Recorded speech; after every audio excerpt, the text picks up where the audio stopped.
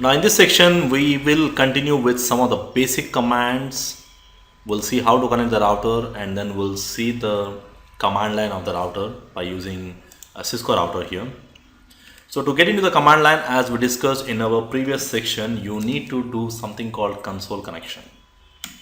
Okay, so console connection is something you need to do. So if you remember, we discussed that console connection is we are going to use one console cable.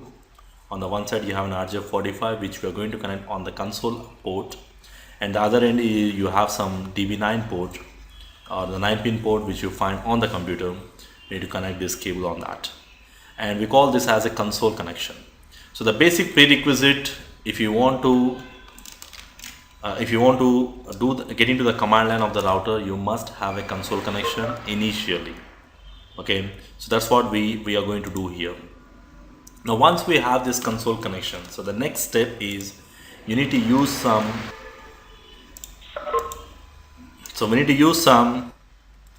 emulation tools.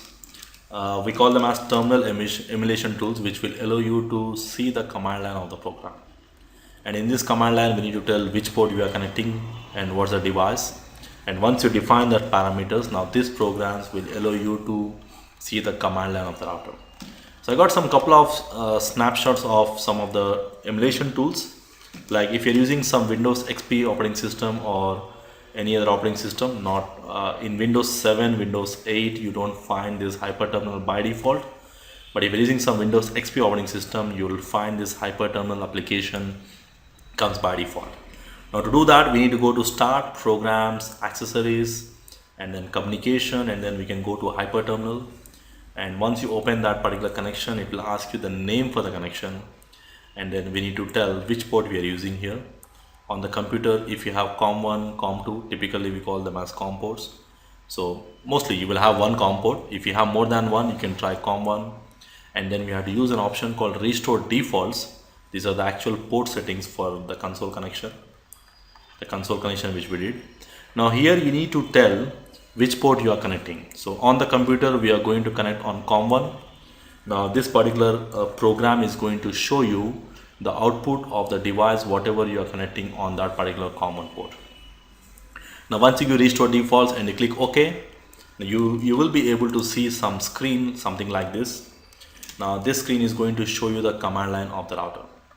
Okay, now this screen, whatever you type here, it's going to exactly execute the same thing on the router via the console cable, whatever we are using here. Now this is a snapshot of one of the default application which we use in Windows XP machines, Hyperterminal. And to access that, we need to go step by step: Start, Programs, Access, Hyperterminal. Or if you want to use shortcut, we can go to Run, and we can type something called hypertrm. That's a shortcut which I can use to get into the command line directly from the run prompt. Now if you're connecting the routers, then this is something you must know.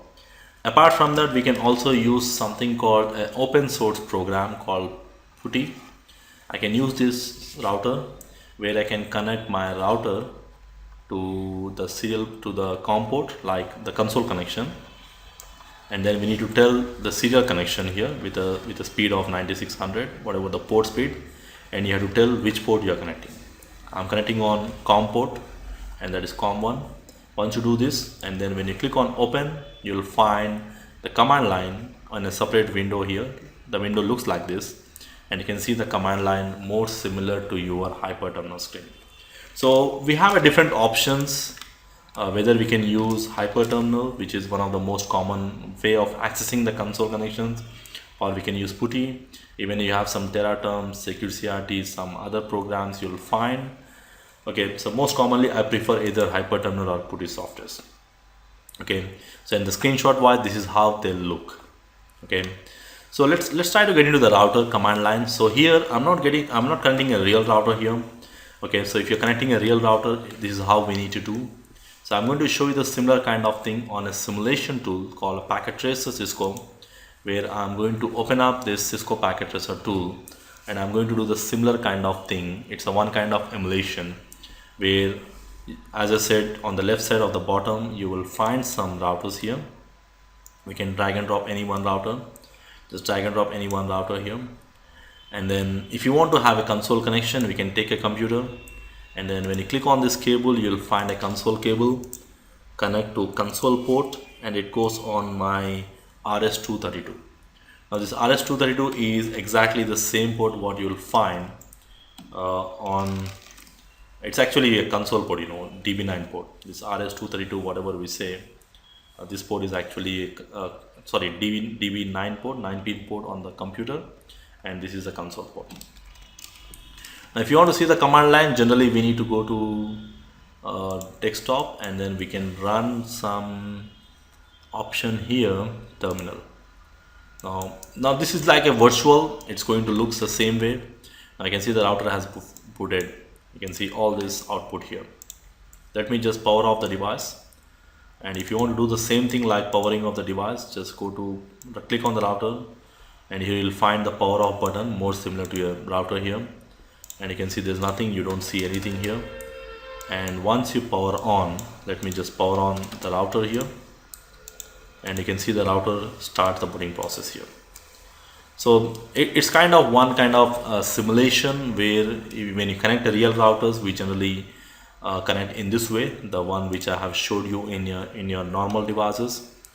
Okay, so we do some console connection here, and then we are going to use some hyperterminal access for the console access hyperterminal tool, or you can use PuTTY softwares.